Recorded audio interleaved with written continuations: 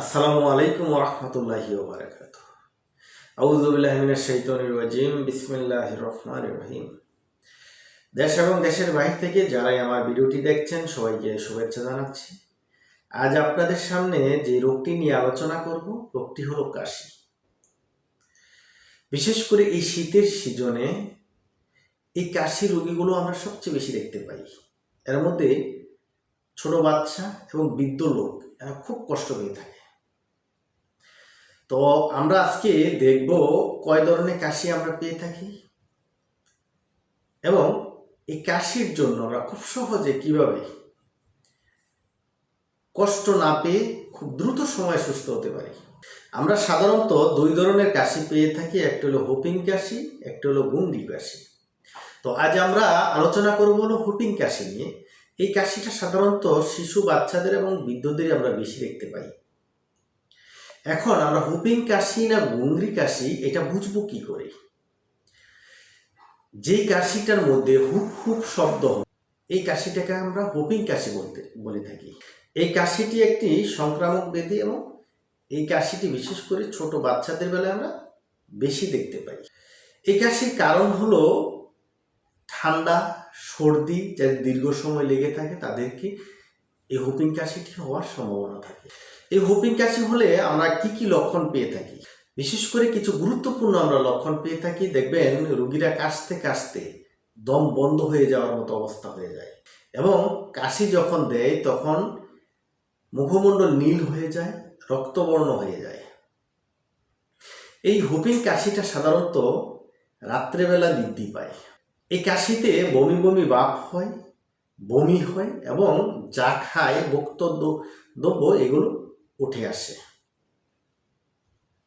এই কাশি 3 থেকে 4 সপ্তাহ বা 3 থেকে 4 মাস পর্যন্ত দীর্ঘস্থায়ী হতে পারে, এমনকি তার চেয়েও বেশি সময় এই কাশিটা থাকতে পারে। সবচেয়ে মজার বিষয় হলো এই কাশিটা দেখবেন একই সাথে কয়েকটা কাশি আসবে, আবার একটা নির্দিষ্ট গ্যাপ দেওয়ার পর আবার কাশি শুরু হবে। কিন্তু এই মধ্যবর্তী যে সময়টুকু, এই সময়টুকু দেখবেন একেবারে সুস্থ মনে হচ্ছে রোগীকে, মনে হয় যে রোগী কোনো রোগী হয়নি। এই কাশি যখন সপ্তাহকাল চলতে থাকে তখন একটি মারাত্মক আকার ধারণ করতে পারে। এই কাশি যদি দীর্ঘ সময় চলতে থাকে তাহলে কিছু জটিলতা আমরা দেখতে পাই। জটিলতার মধ্যে যাদের ব্রঙ্ক নিউমোনিয়া হয়ে যায় তাদের অনেক জটিলতা সৃষ্টি হতে পারে, বা এই কাশি যখন দীর্ঘ সময় চলতে থাকে তখন হৃৎপিণ্ডের সমস্যা দেখা দিতে পারে। এই কাশির মধ্যে যাদের বমি হয় তারা খুব সহজে দুর্বল হয়ে যায়। এই জটিলতাগুলো আমরা সবচেয়ে বেশি দেখতে পাই। এখন আসেন, আমাদের হোমিওপ্যাথিতে আমরা কিছু ঔষধ প্রয়োগ করে খুব সহজে এই কাশিটা থেকে আমরা বের হতে পারি বা কাশিটা নির্মূল করতে পারি। এর মধ্যে আমরা যে মেডিসিনগুলো ব্যবহার করি তার মধ্যে কিছু মেডিসিন আমরা আপনাদের সামনে আলোচনা করব। আমরা এই মেডিসিনগুলো লক্ষণ ভিত্তিক যদি প্রয়োগ করতে পারি তাহলে খুব সহজে এই হুপিং কাশি থেকে আমরা মুক্তি পেতে পারব।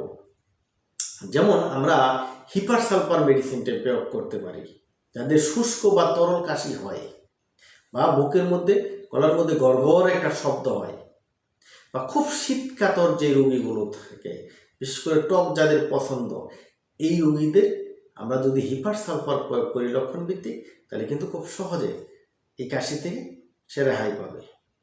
আমরা ইপিক্যাক মেডিসিনটি প্রয়োগ করতে পারি যাদের বমি বমি হয় বা বমি হয়, ভিতরে স্লেমা জমে থাকে বা সাই সাই শব্দ হয়, তাদের জন্য আমরা ইপিক্যাক মেডিসিনটি প্রয়োগ করতে পারি। এই হুপিং কাশির জন্য আমরা এন্টিমটাক মেডিসিনটা ব্যবহার করতে পারি যাদের দম বন্ধ হয়ে যাওয়ার মতো অবস্থা হয়, ভিতরে স্লেমা জমে থাকে, স্লেমা উঠতে চায় না, তাদের জন্য আমরা এন্টিমটাক মেডিসিনটি ব্যবহার করি। আমরা পার্টুসিন মেডিসিনটি প্রয়োগ করতে পারি যাদের কাশিতে স্লেমা উঠে, স্লেমাটি ডিমের লালার মতো আঠা আঠা স্লেমা উঠে, তাদেরকে আমরা পার্টুসিন মেডিসিনটি প্রয়োগ করতে পারি। আমরা ড্রসেরা মেডিসিন প্রয়োগ করতে পারি যাদের খুব ঘন কাশি হয়, কাশির উপরে কাশি উঠতে থাকে, যারা কাশির জন্য দম ফালানোর সময় পায় না, বিশেষ করে বালিশে মাথা দেওয়ার পরে যাদের কাশি শুরু হয় বা একটানা কয়েক ঘন্টা পর্যন্ত কাশতে থাকে, তাদের জন্য আমরা ডরসেরা মেডিসিনটি প্রয়োগ করতে পারি।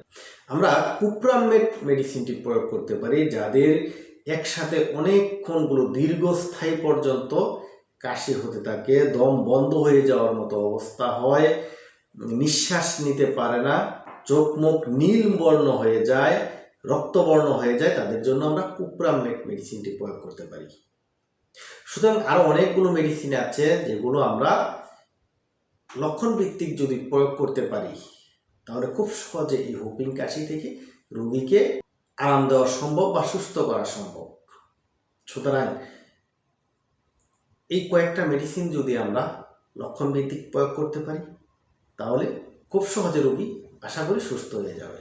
সুতরাং এই হুপিং কাশিতে যারা ভুগছেন বা যারা চিকিৎসা দিবেন তারা এই ভিডিওটি যদি মনোযোগ দিয়ে শোনেন অথবা দেখেন, আশা করি আপনাদের উপকারে আসবে।